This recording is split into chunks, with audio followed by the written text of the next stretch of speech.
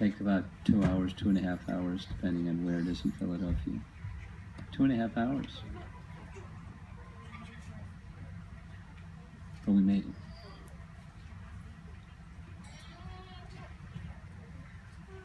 So I was given a menu of choices of topics, and all of them, well, one of them could be,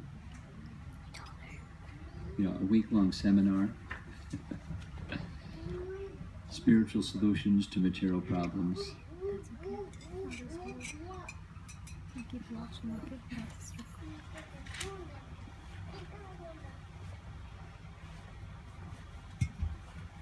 So I picked the easier one.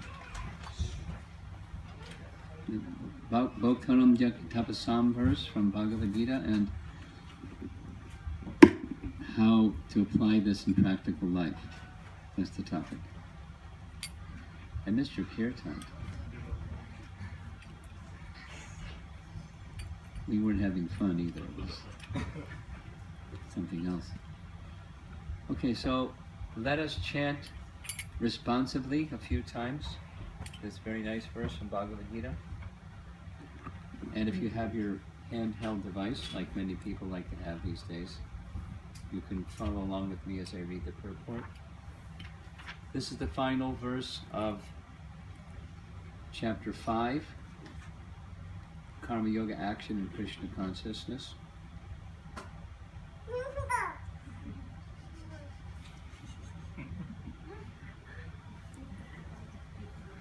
Bhaktaram Yaga Tapasam Sarvaloka Maheshwaram Suradam Sarvabhutana Gyatpamam Shantim Richati. One more time. Bhaktaram Yagatapasam Sarvaloka Maheshwaram Suradam Sarvabhutana Yatpamam Shantim Richati. Prabhupada called this the peace formula. So if you want to be peaceful, listen carefully. Krishna is instructing.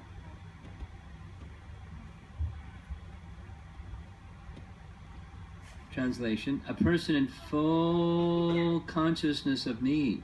That's a good start to be peaceful. Knowing me to be the ultimate beneficiary of all sacrifices and austerities, the Supreme Lord of all planets and demigods, and the benefactor and well-wisher of all living entities, attains peace from the pangs of material miseries.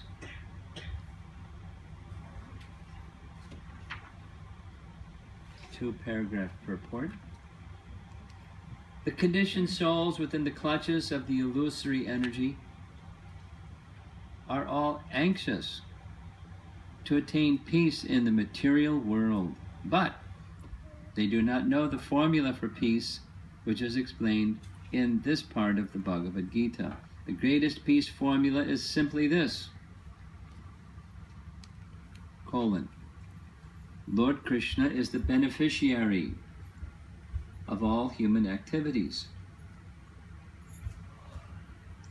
Men should offer everything to the transcendental service of the Lord because He is the proprietor of all planets and the demigods thereon. No one is greater than He. He is greater than the greatest of the demigods, Lord Shiva and Lord Brahma. In the Vedas, Shvetashvatara Upanishad, the Supreme Lord is described as Tam Ishvaranam Paramam Maheshwaram. Under the spell of illusion, living entities are trying to be the lords of all they survey, but actually they are dominated by the material energy of the Lord. The Lord is the master of material nature, and the conditioned souls are under the stringent rules of material nature. Unless one understands these bare facts, it is not possible to achieve peace in the world either individually or collectively. This is the sense of Krishna consciousness. Again, colon. Lord Krishna is the supreme predominator, and all living entities, including the great demigods, are his subordinates. One can attain perfect peace only in complete Krishna consciousness. Now, the next paragraph is a summary of the whole chapter.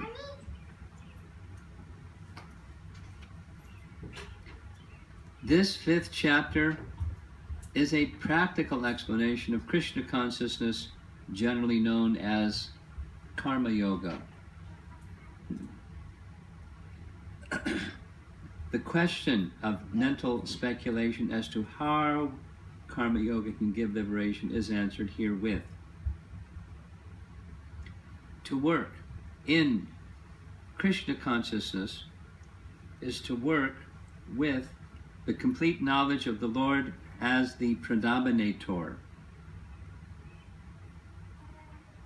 Such work is not different from transcendental knowledge.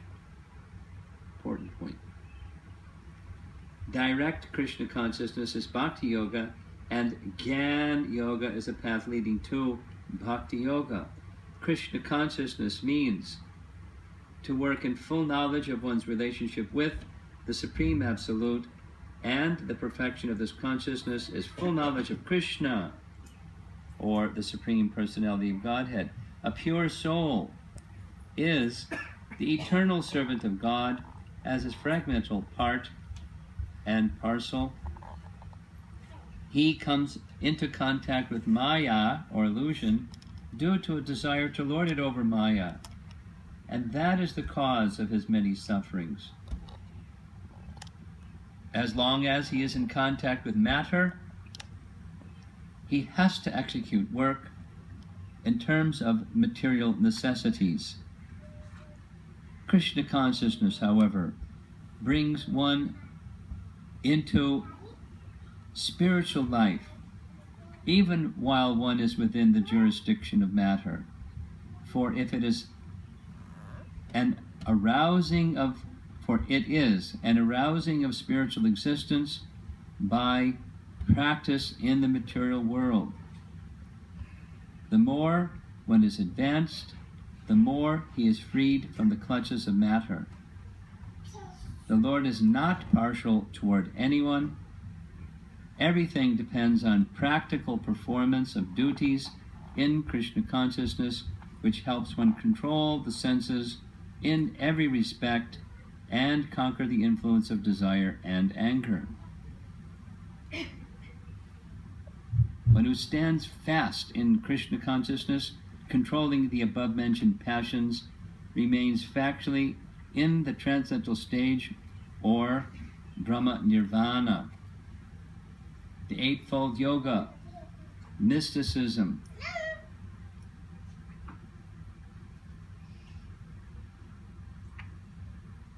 is automatically practiced in Krishna consciousness because the ultimate purpose is served. There is a gradual process of elevation in the practice of yama, niyama, asana, pranayama, pratyahara, dharana, dhyana, and samadhi. But these only preface perfection by devotional service, which alone can award peace to the human being.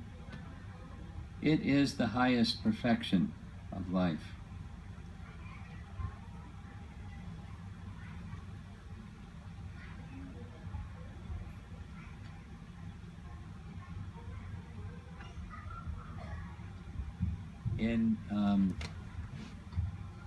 So the topic is the practical application of this verse's message, and just three main points or thoughts.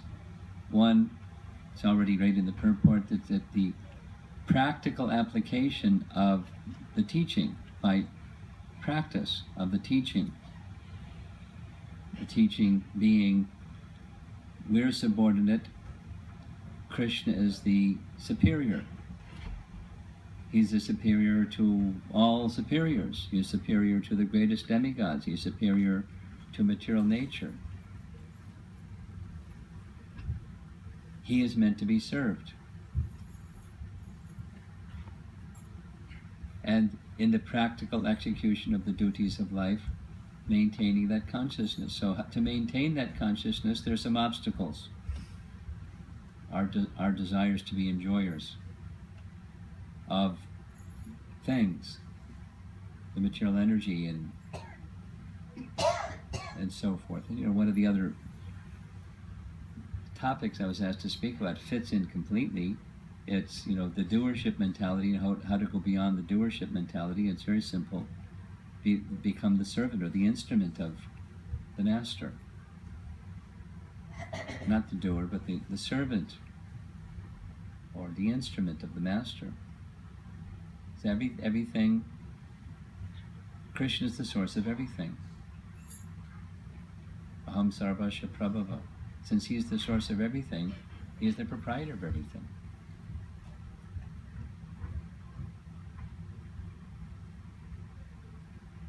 It just takes being a little thoughtful. You don't have to be especially, scholarly or anything like that. Just be a little thoughtful. And the source of all things is the proprietor. We live our lives that way in material consciousness. Why not in Krishna consciousness? The whole of Ishopanishad, the theme of the entire text is about proprietorship, and the invocation verse makes it very clear who's the proprietor of everything. That's the source of everything. Is the proprietor of everything. And then the very first mantra, how do you act in that way? He's the Isha. He's the controller, the proprietor. And so we're being maintained, and we accept those things that are for our maintenance, that have come from the source of all things, and not other things, knowing well to whom they belong. So that's the Sarva Loka Maheshwaram. So there's two psychic, Prabhupada calls it, the two psychic divisions of consciousness, I and mine. So that's the mind part. What's mine? Nothing is mine because it all belongs to somebody already. Material consciousness is, we enter the world owning nothing, we leave the world owning nothing, and we're very busy in between birth and death trying to make things ours. And then we have to give it up because it's not ours. We're thieves. By lawful thieves, but thieves, because there is a proprietor. And instead we just recognize who is the proprietor. Really very simple. The proprietor is the source of everything, or the source of anything. So take anything and say, ultimately, where does it come from? So Prabhupada explains this in Ishopanishad. Political ideologies are based upon the sense of proprietorship. Capitalism says the man that provides the money. Socialism says the man that supplies the labor.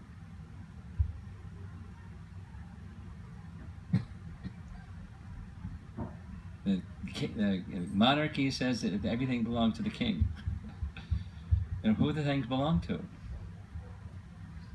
So I'm by trade, I may be a carpenter.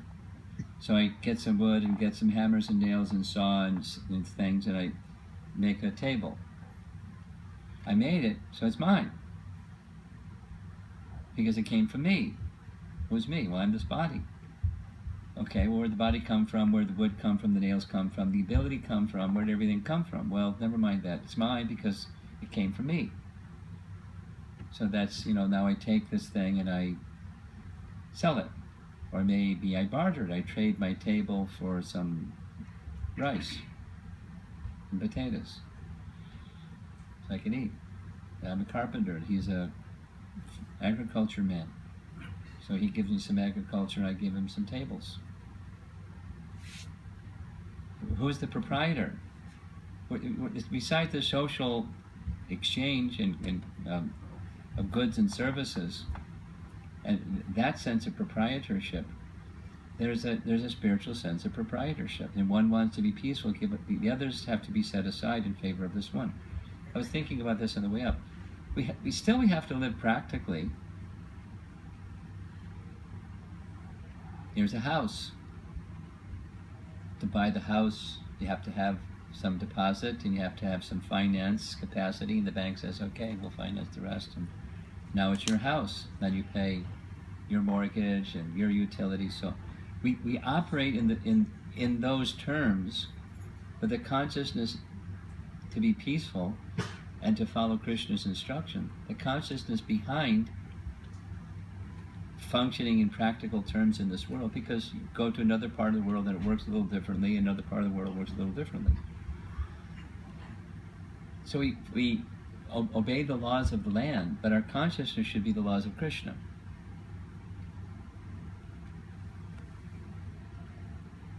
Sarvaloka Maheshwaram. So that's in the category of mind. It belongs to Krishna. I'll live by the laws of the land, but I know it belongs to Krishna.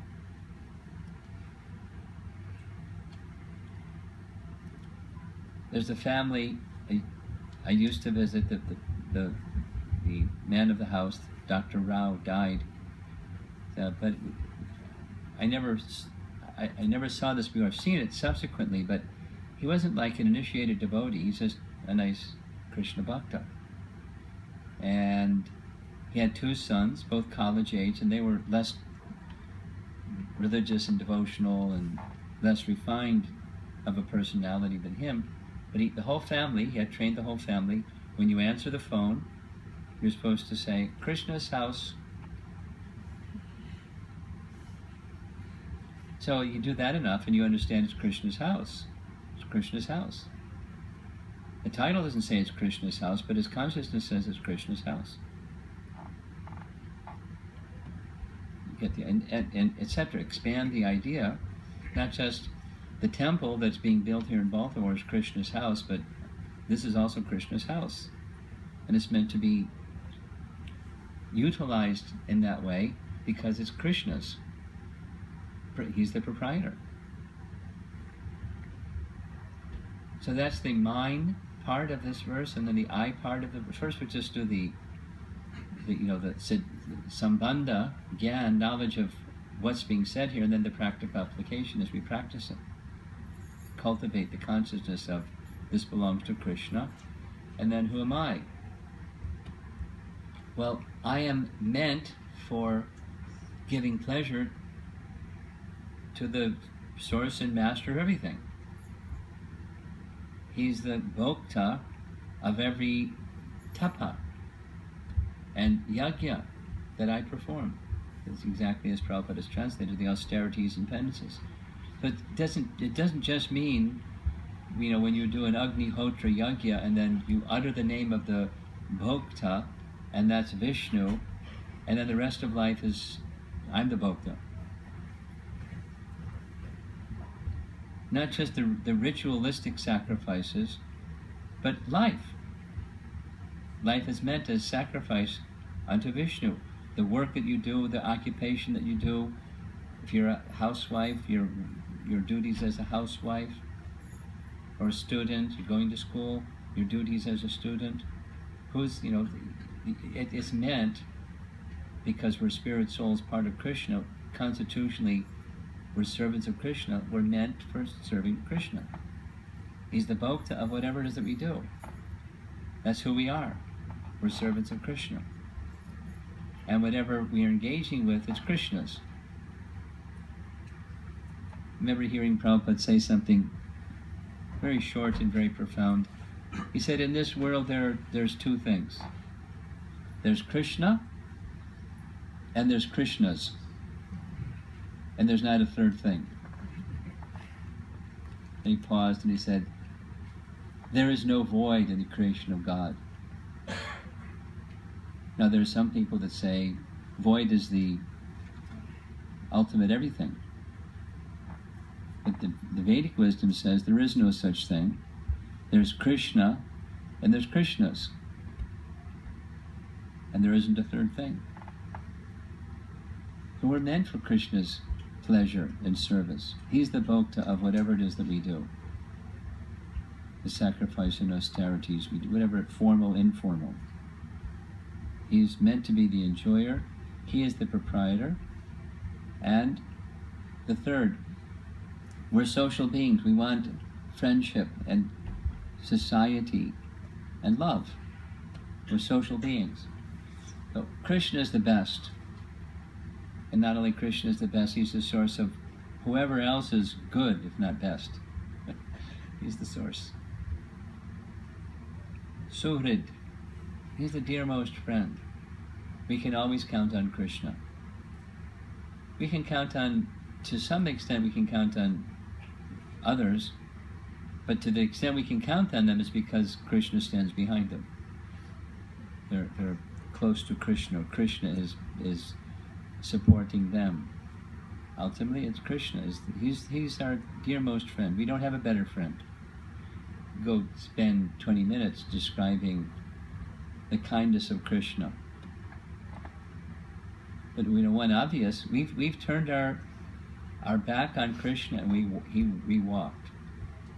We misused our free will and said, "See you later, Krishna. Maybe never again."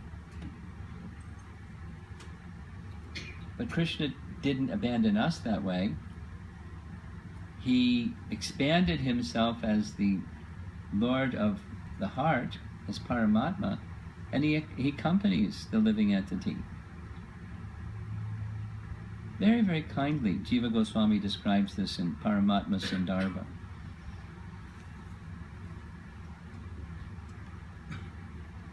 He accepts the position, Krishna accepts the position of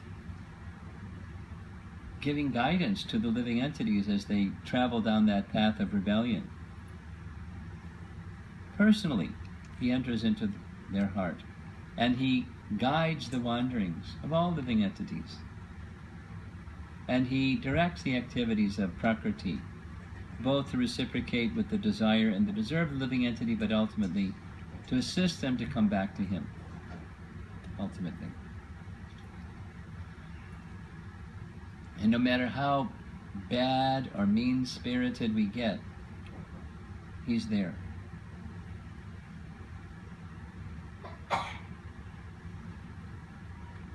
Actually, it's easy to go on and on with how kind is Krishna. Krishna is very kind.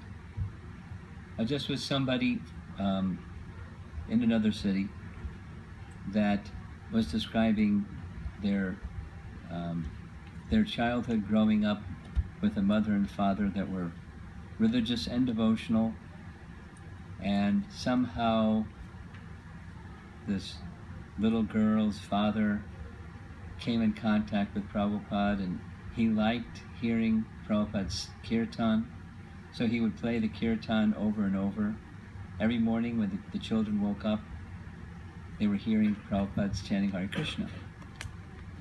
So this now, adult and mother of teenage children was saying, I remember over and over again saying to my father, okay, the singing is nice, but there's so many people that sing so much nicer. Can you get somebody that sings nicer? They have a better voice and better instruments. It's just offensive towards a pure devotee. I didn't know any better. I was thinking in a material way, the quality.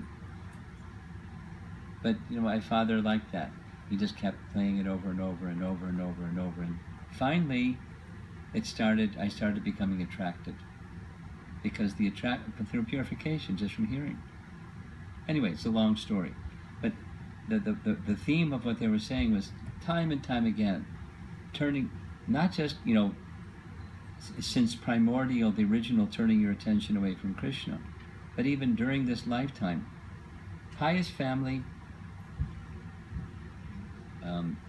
well cared for, loving parents, not a dysfunctional situation at all.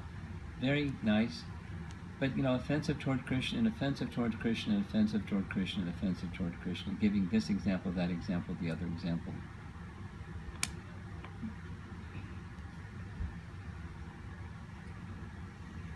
But Krishna continued being very kind. It was a nice story.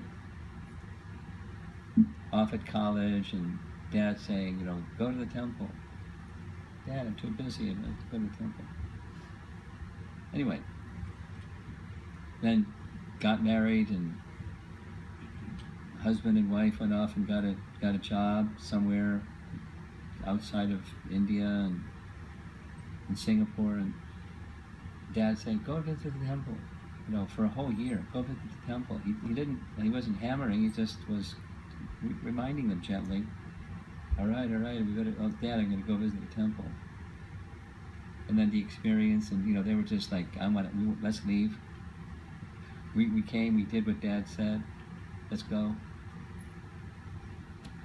But some devotee showed them some kindness, gave them some prasadam, sat with them, asked them, you look a little distressed, what's happening?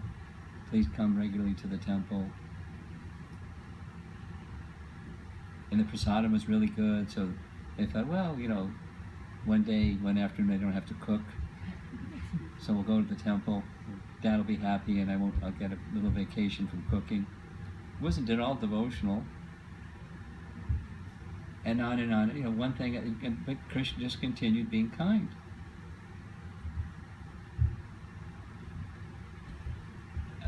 Just a little. Krishna is very kind. So many ways to describe. He's the dearmost friend.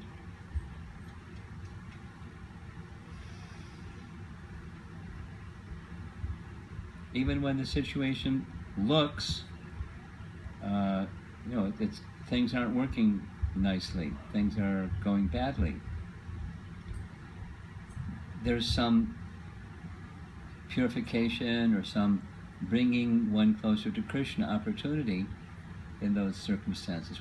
We all know it theoretically, and it's a whole other thing to have that consciousness when the trouble comes. But if we take shelter of Krishna, we'll understand very clearly He's our dearmost friend. There isn't a dearer friend. And it invites one, because that's our social need. Our dearest friend is Krishna. Now we want other friends too, but He's our dearest friend. Even when we have other friends, that friendship or family, it's most enlivening if Krishna is in the center of those relationships. Not artificially or mechanically, but devotionally. So now how to practically apply that? Well, repeated in the purport is we practice our regular duties of life in that consciousness. Who am I, what is mine, and who is my dearmost friend? And carry out our activities of life in that consciousness. Cultivate that consciousness, abhyasa. And the best of all of those abhyasa practices is the chanting of the holy name. Something that as devotees we do every day because we're enjoined to do that every day. It's a vrata, nama vrata. So as we perform our vrata, then it helps awaken that consciousness. If we do it thoughtfully or consciously, awaken the consciousness of taking shelter of Krishna. We're doing this for Him. And then that consciousness, once awakened, very easily is carried over into the activities of the day. So if we chant in that manner, and then we study the message of Bhagavad-Gita, similarly with our hearts open to hear Krishna's message for us, how to guide us on the path to Him, it's a perfect combination. Shravanam, Kirtanam, Vishnu Smaranam. And that kind of smaranam isn't memorization, it's awakening of transcendental consciousness. And it applies to our everyday things in life, our everyday activity.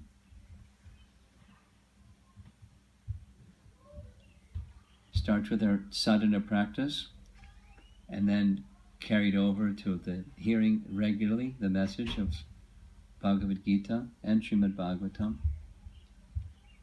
doing both of them with attention and devotion,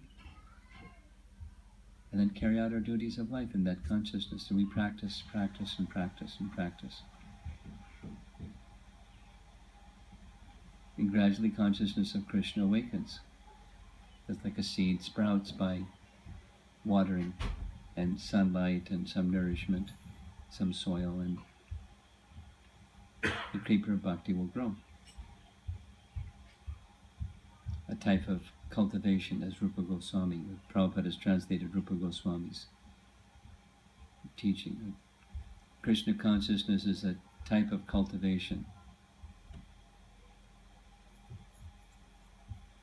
Anukulyena Krishnanushilanam. Anushilanam is a type of cultivation. We follow the predecessor acharyas, and cultivate the consciousness of Krishna while we do what we do. One last thing, it's not with the question I was asked to speak about, or topic, but I find it interesting that the first sentence in the second paragraph is Prabhupada's equating Krishna consciousness to karma yoga. Did you catch that?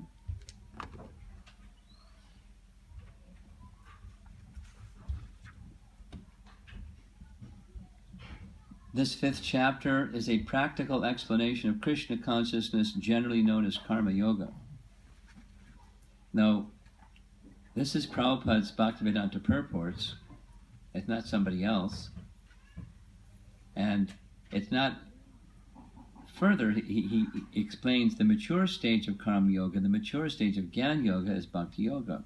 But there's an element of offering the fruits of one's work to the Supreme that's within bhakti yoga, and it's more. It's not just offering the fruits of your work to the Supreme, it's everything in full devotion to the Supreme. That's bhakti yoga. But that element of detached work, and in that mood of detachment, offering the results to the Supreme. Bhoktaram jagatapasam. That's the connection. He's the beneficiary, the bhokta, the one that's meant to be the enjoyer of our activity. And that detaches one from thinking ourselves to be the cause of the result. We're just a servant in carrying out.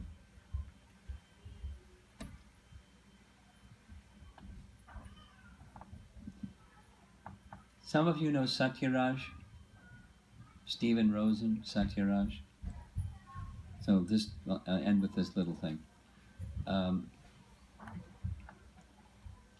Like Jayadvaita Maharaj, he never finished high school. Do you know Jayadvaita Maharaj never finished high school? He thought it was a waste of time. So he just, went to the 26 Second Avenue and read Prabhupada's books, and he had intellect. Prabhupada recognized the intellect, so he trained him how to do editing and became his chief editor. Similarly, Satyaraj never finished high school. He, instead, he devoted himself to scholarly work, and maybe some years down the road of doing that scholarly work, he was approached by a publisher to write a book, although he doesn't have a PhD, doesn't even have a bachelor's degree, to write a book that's a scholarly text for high schools on Hinduism. Didn't finish high school, didn't finish college, didn't get a master's, PhD, writing a textbook on Hinduism. Stephen Rosen, nice Jewish boy. So he has dedicated himself to reaching scholars in the world, especially scholars of Vaishnavism, and helping them to understand Prabhupada and Prabhupada's writings. That's because I've known him from the time that he started coming to the temple. Known him so many years.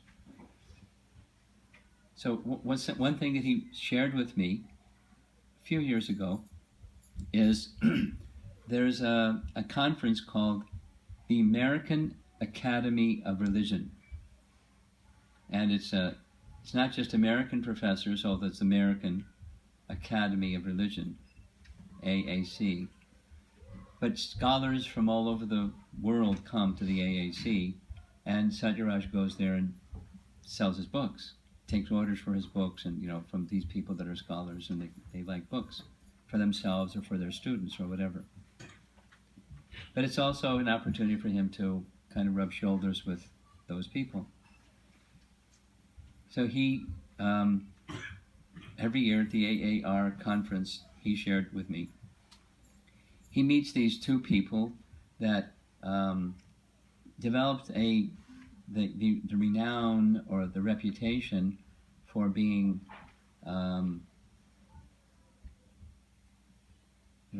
critics or reviewers of whoever publishes Bhagavad-Gita. Their career started with Prabhupada, when Prabhupada published Bhagavad-Gita. So in the 1970s, that tells you these people are old. And anybody that knows about academia, one of the hallmarks of academia is you have to be critical in a harsh sense.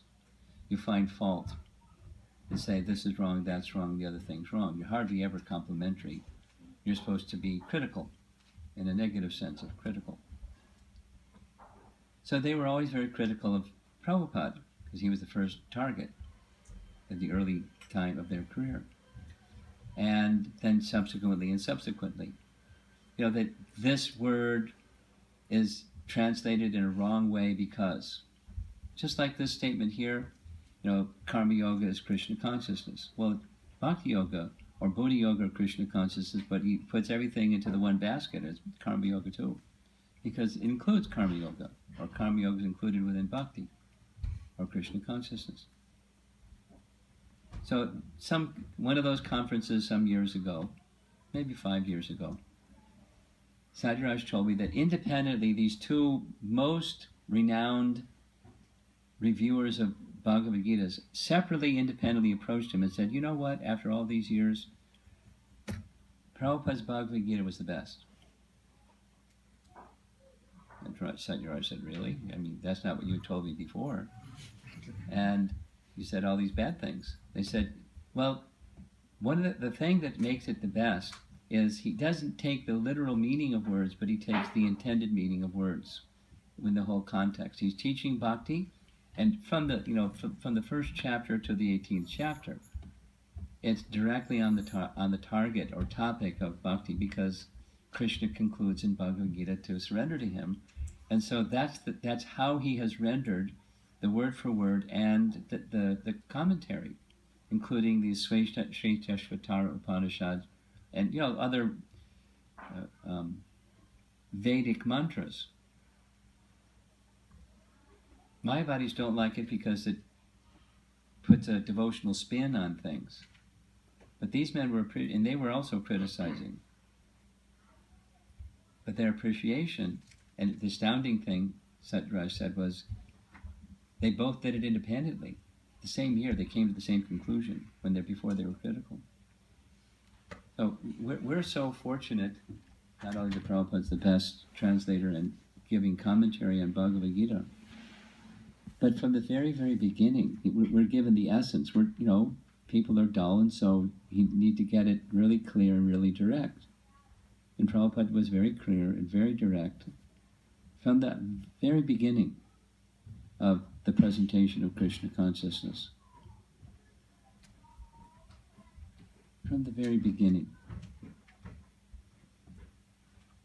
Just like Prabhupada's going, I'm trying to stop, but I was with Rabindra Sruprabhu, and he was sharing this with me just over the weekend, that reminded me of what Prabhupada did and why he did what he did. When he was invited to MIT, it was a big event. The Hare Krishna movement was new. To get an invitation to speak in an auditorium, it wasn't like a classroom, it was a big gathering. And Prabhupada immediately, first thing, said this is such an esteemed institute for education and higher study. technology. Where is that study of technology, a difference between a living body and a dead body? Where is that technology? What is life? And without that, all of your study is useless. Kind of a message. Ravindra's comment was, it's not that necessarily Prabhupada was expecting people would like his message, but he was very straight with his message. In that case, more than straight, a little confrontational, but please wake up as to what knowledge really is. Knowledge isn't simply the push and pull of the material energy. That's something, but that's material knowledge. And then, just like the verse, the message of peace formula, without recognizing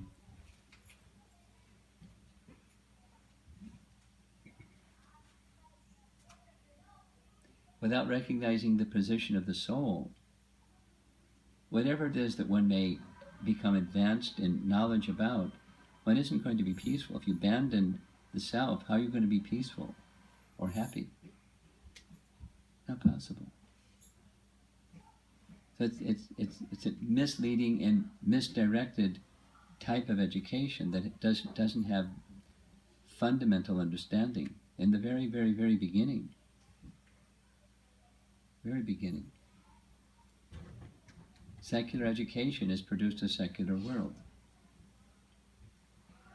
So therefore, as devotees, we need a spiritual education, strong element of spiritual education to accompany and give spiritual support to all the other education facility that's within the world around us.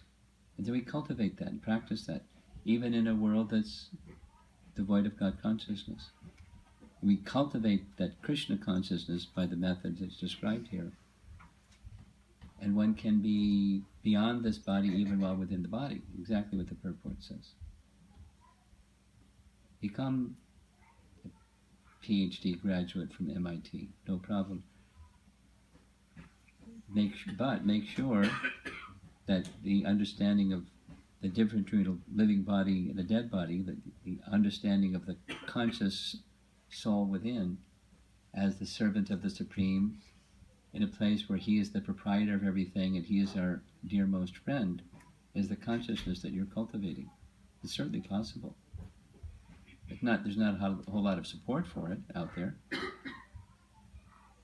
Just the opposite.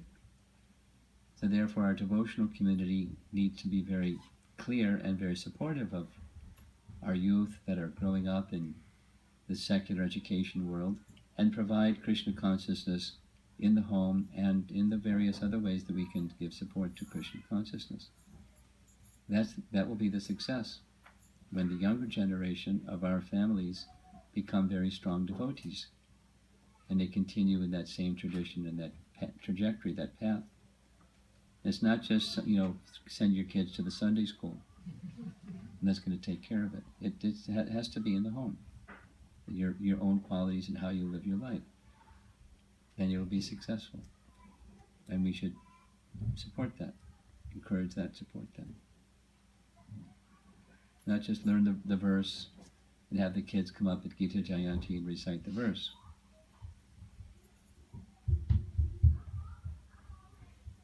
I'm going to share one more thing, then I'm going to stop. I brought this up at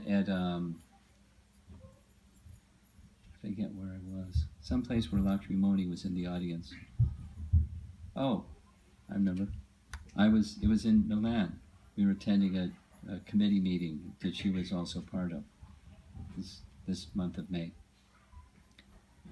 So I was speaking on something that Prabhupada had said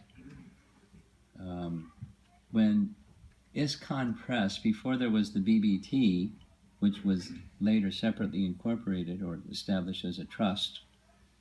At one point it was just part of ISKCON, called ISKCON Press. So in Boston, the temple that I had joined, Prabhupada had instructed the devotees to buy a printing press, just following Bhaktisiddhanta. Have printing press and print our own literature.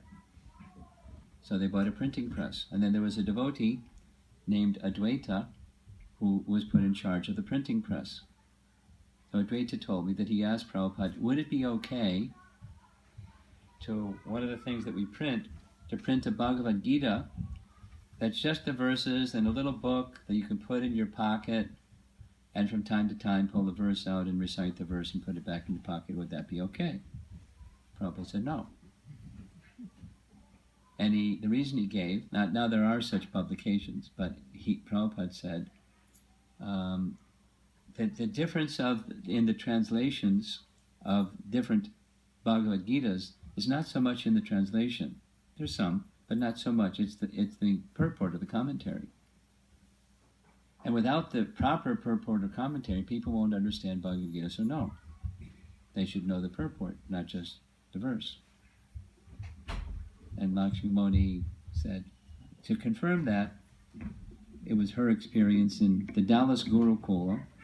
They had this nice idea for the children to learn slokas. Because Prabhupada was going to visit the Dallas Gurukula, so they got all the children sloked up. And then Prabhupada came and, the children stood in front of Prabhupada and recited the slokas. And, he was appreciating. Then separately he said, don't do this. Because without knowing the meaning, what good will it do them? They're like parents. They need to know the meaning. You can have them speak the verses, but they should be able to speak the meaning for 10 minutes. Then it's good. Then he quoted Bhaktisiddhanta. When he was 6 years old, he could recite every verse from the entire Bhagavad Gita from memory. But ask him to speak on, chapter 10, verse 18. And he could speak on it for 10 minutes. Any verse, 10 minutes. Because it was realized knowledge. It wasn't the regurgitation kind. So that's what we want. The awakening. It's not harmful to learn Bhagavad Gita slokas. But the real purpose is to know the meaning. And to let the meaning enter into your heart and to live that meaning. So for children to have that, so they can get through their public school education where it's not a nice experience in a lot of ways. Although academically you send them to good schools and so forth, there's a lot of exposure to other things that aren't so wholesome. So how to have that wholesomeness so they're protected and grow in Krishna consciousness? It starts in the home. It starts, you live your lives in that way, like the message describes. Okay. Any questions or comments? After 2 hours of travel, I hope you have some comments or questions. 2.5 hours, excuse me. Yes? About, you refer to Ishopanishad text 1 also. Ishopanishad text 1. Yeah, where one portion of the verse talks about only take whatever is our quota and then leave the rest. After understanding that everything belongs to Krishna. Yeah. So, how do we apply that quota thing? Is it not for things, but it's also for, in terms of working, how much to work, how much to endeavor, all those things? Or? Well, did you hear the question? Yes? In the back, did you hear the question? Yes, more or less? Yes. Okay. It's specifically about things, but the how much you work to get the things is connected to the things.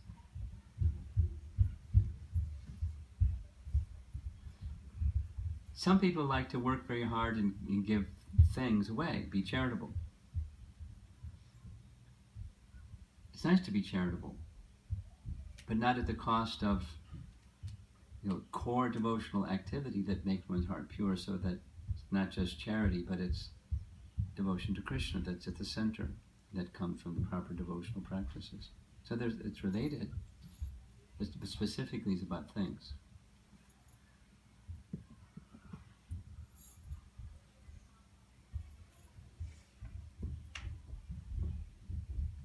Anything else? Yes. Mark, regarding the publication, you mentioned about there's so many publications, small, like devotees carry Yeah. pocket books. Yeah. And there, like I've seen some new ones where there's like all purports, everything is there, meaning, but there's no Sanskrit in that thing. So, that, do you like, in terms of do we like, if we see something, do we encourage that, or we should just, Sanskrit is very inherent in the public?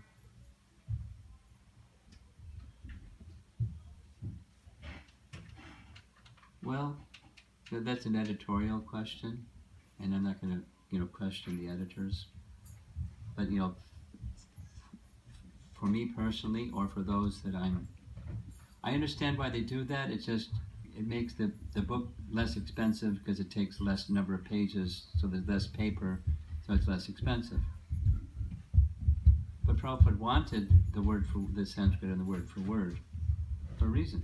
I mean, without the Devanagari, at least the Roman transliteration, it seems like that should be there, because who can read the Sanskrit? Scholarly people can read the Sanskrit, so they go, oh, this is a scholarly book. And Prabhupada wanted that prestige to his work. It's scholarly, it's credible. It has scholarship behind it, not just sentiment.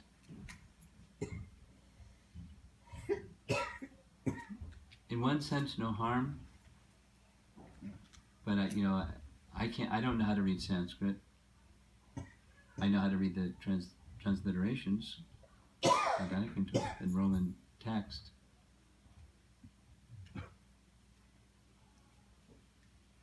And I when studying, I spend some time going over the word for word, because it's important. I've learned it's important to know the meaning of the words, not just the translation of the words. And then you become, over a period of time, familiar with this word in this case means this, and that same word in another case means that.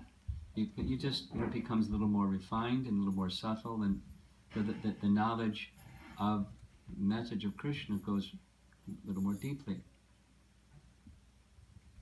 Kind of like, standing back and seeing a forest and just seeing a forest. And then you become a little more knowledgeable about forest, and you see there's different kinds of trees, there's different kinds of birds that make different kinds of sounds, and different kinds of insects, and there's a whole ecology going on there. But otherwise, it's just forest.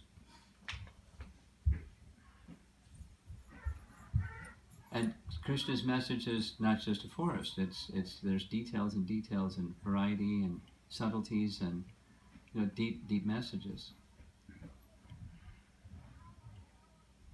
So I appreciate the word for word and going over it carefully while studying and while speaking about. And Prabhupada would, following our founder Acharya, he would do like that too.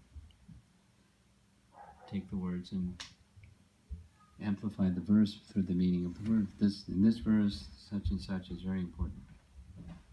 And then write 3 paragraphs about it.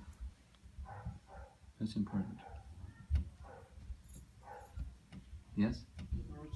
This verse, Bhaktara Mekitaprasam, it's actually, Prabhupada says it's a piece formula. Yes, he says. Sanskrit word is used as santi. So my question is, in the 9 stages of bhakti, this, like he said, the next verse Krishna says that without peace there is no happiness. So in the 9 stages of bhakti, is there a stage that this peace is fully attained by devotees, that so that they can actually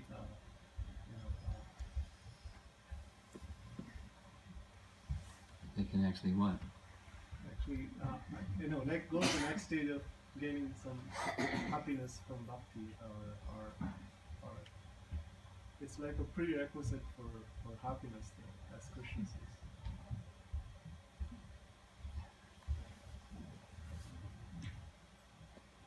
That's a loaded question. Meaning, it could be answered from the point of view of rasa. It could be answered from the point of view of stages, like you're asking specifically, but there's stages of when is one qualified for rasa. So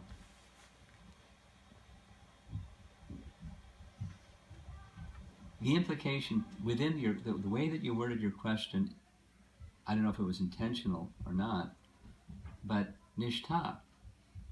That nishtha means when bhakti is so strong, there may be some other residual things there in the heart, some other anarthas lingering, but they don't act because bhakti is so strong.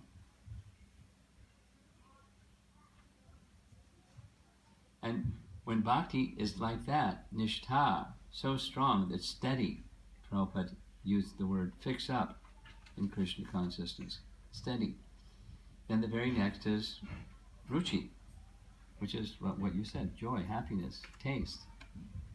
So before the joy, happiness, taste comes steady. But it's more than neutral, more than just peaceful. There's a joy that comes from even in the beginning stages of sadhana. You familiar with the chapter 1, Nectar Devotion? The first two items are in the sadhana stage, where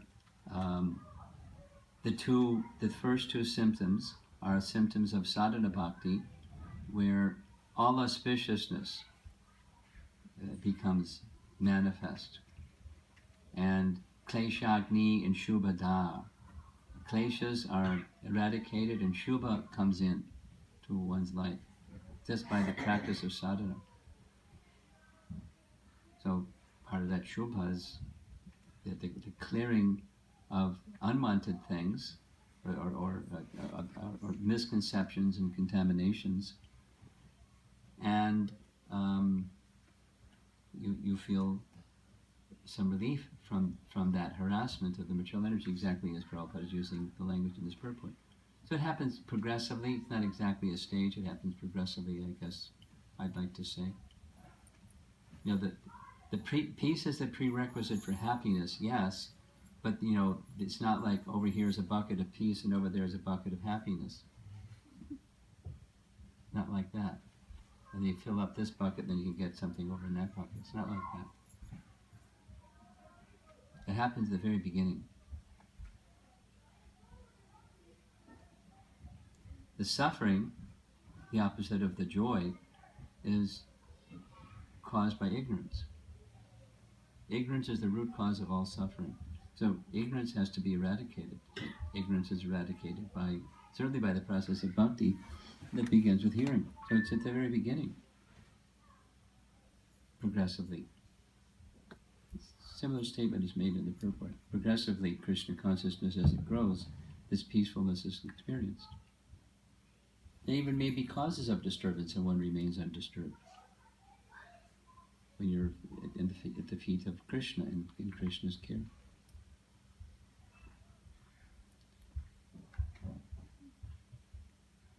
Okay. Anything else? Yes? Maharaj, one individual can become peaceful if he cultivates the peace formula we just discussed. Yes. How about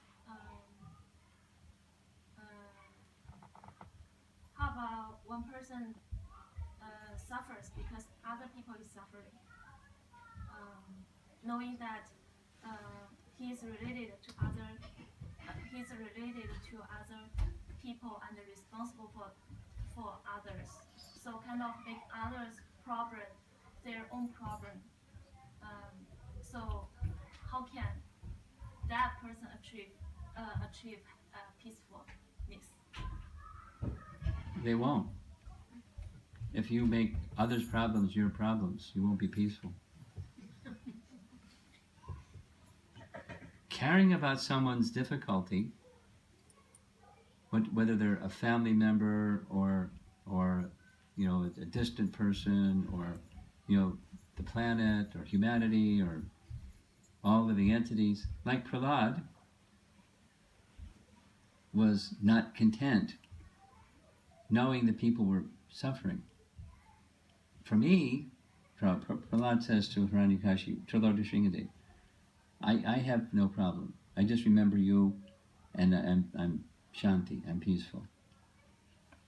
But when I think of these foolish people, he calls them fools and rascals, that are misusing their human form of life, and as a result are very miserable, I feel very badly for them. So please deliver them. So he's caring. He's not miserable. He's not owning their problem. He's caring. But for himself, he's very happy and very peaceful, very contented. Except for this. So whether it's family members or someone close to you who you're responsible for, as you know, however you said it, or someone that's remote, or just the suffering in the world, the suffering of existence, not just human existence. Embodiment, all living entities should go back to Krishna. Then they'll be relieved of unnecessary suffering and turmoil. So that's a wholesome desire, but that doesn't mean you own the problem. You care about it's Krishna's concern, and on Krishna's that makes the difference. Because on behalf of Krishna, something can be done. On behalf of separate from Krishna, you can't do anything. So at least, according to the capacity, you attended this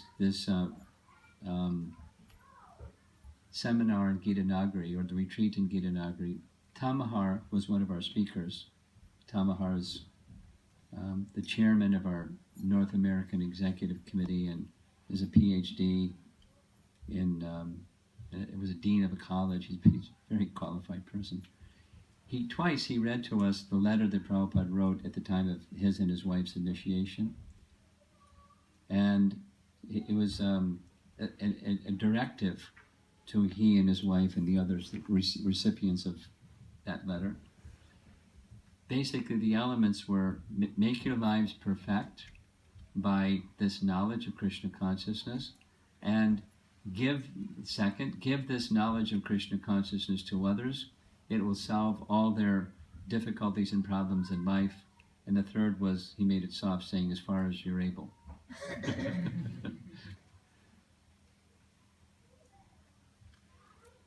So that's an instruction, a written instruction from his spiritual master. At the time of initiation, he took it very seriously and has been very much devoted in that way.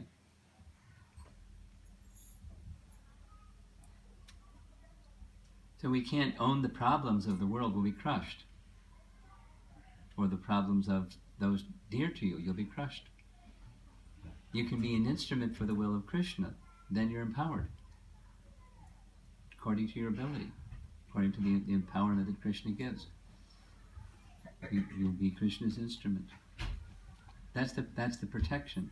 And then you can be peaceful knowing that according to my capacity, what Krishna has given me, I'm using as his instrument in his service. May my heart become more pure so that I can become a better recipient of more mercy and be a better instrument. So we're always striving for further purification, but not owning the problems of others. We care, but not owning them.